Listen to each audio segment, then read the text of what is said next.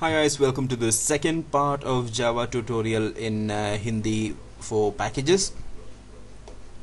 और जैसे मैंने पिछले वीडियो में बताया था और आपको प्रॉमिस किया था कि मैं इस वीडियो में आपको पैकेजेस जो है इंपोर्ट मतलब पैकेजेस जो है कैसे कंपाइल करनी होती है और उससे पहले इंपोर्ट का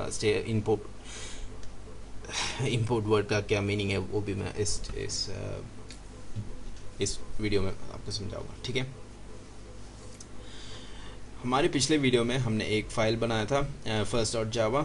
वो उसको हमने पैकेजेस वाला पैकेज के अंदर हमने इसको एक first.java नाम के एक फ़ाइल बनाया। उसी प्रकार से हमने second.java भी बनाया, पर उसके अंदर हमने मेन मेथड डाला है।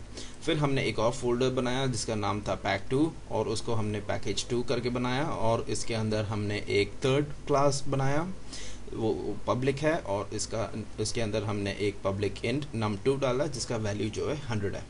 ठीक है, तो उसके बाद हमने यूज़ किया कीवर्ड इंपोर्ट और इंपोर्ट में हमने किया pack2 को और उसके अंदर डॉट स्टार डाला। स्टार का मीनिंग होता है सब कुछ या ऑल।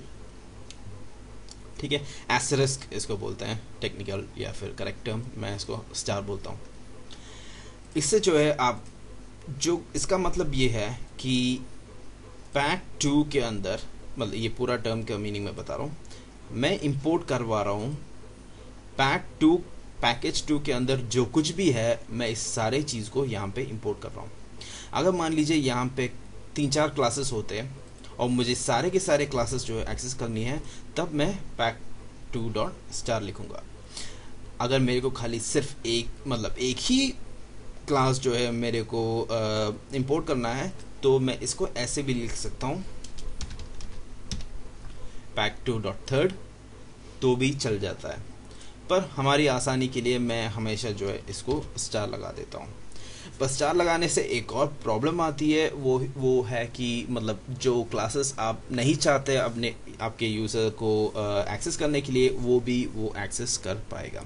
ठीक है, तो इसको ध्यान से यूज़ करना पड़ेगा कैसे और क्यों। वो जो है हमें आगे जब हम और भी एडवांस चीज़ें करेंगे तब ये सारी चीज़ें जो है आपको अच्छी तरीके से समझ जाएंगे। तो फिलहाल आपको इतना ही समझना है कि स्टार मतलब क्या होता है। स्टार मतलब सारी चीज़ें ऑल होता है और इंपोर्ट से जो है हम एक और पैकेज को है हम इंपोर्ट कर सकते हैं। ठीक है, और पैकेज का नाम डॉट स्टार लिखेंगे तो मतलब पैकेज के अंदर जो भी क्लासेस है वो सब आ जाएगा। ठीक है, इतना हमने समझा है। अब मैं क्या करूँगा, ये फर्स्ट ऑब्जेक्ट की जगह मैं लिखूँगा थर्ड, मतलब इसके ऊपर मैं लिखूँगा third obj2 equal new third. ठीक है, और एक और लाइन में मैं लिखूँगा system dot out dot frontline और obj2 डॉट, इसमें मैंने num2। ठीक है, num2। ठीक है, अब देखिए दूसरी बात।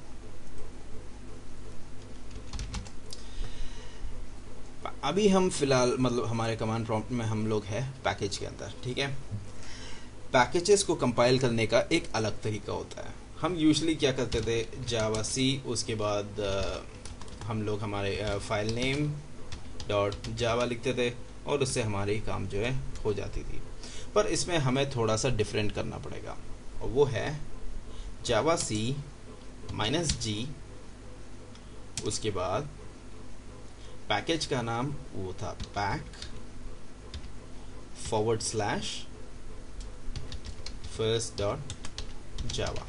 ठीक है, देखते हैं इसको करके, और वो जो है कंपाइल हो गया।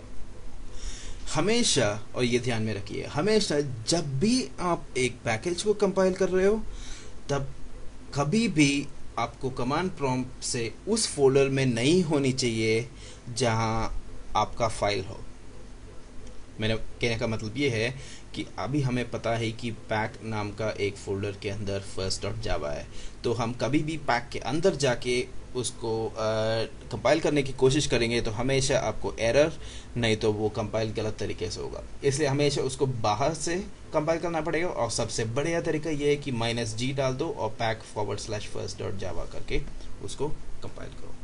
ठीक है, इसके बाद मैं थर्ड वाला जावा, तो उसमें मतलब third.java फाइल को मैं कंपाइल करूँगा।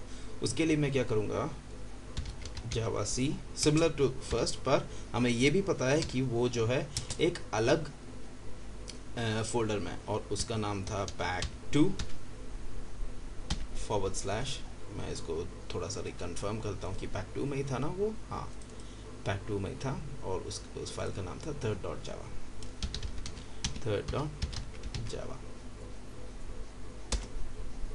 ठीक है, वो भी कंपाइल हो गया, कोई एरर नहीं। अब मैं क्या करूँगा, मेरा सेकंड जावा को कंपाइल करूँगा जिसमें मेरा मेन मेथड है। तो जावा सी -g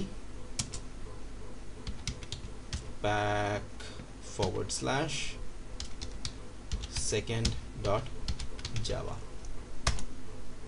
ठीक है, वो भी चला, कोई एरर नहीं, मैं बहुत खुश हूँ। अब मैं इसको रन करूँगा, तो रन भी ऐसे ही हम लोग बाहर से ही करेंगे। तो जावा, इसको हटा दो, pack/second। ठीक है, इससे मेरे दोनों नंबर प्रिंट हो गया, वो था 10 और दूसरा था 100।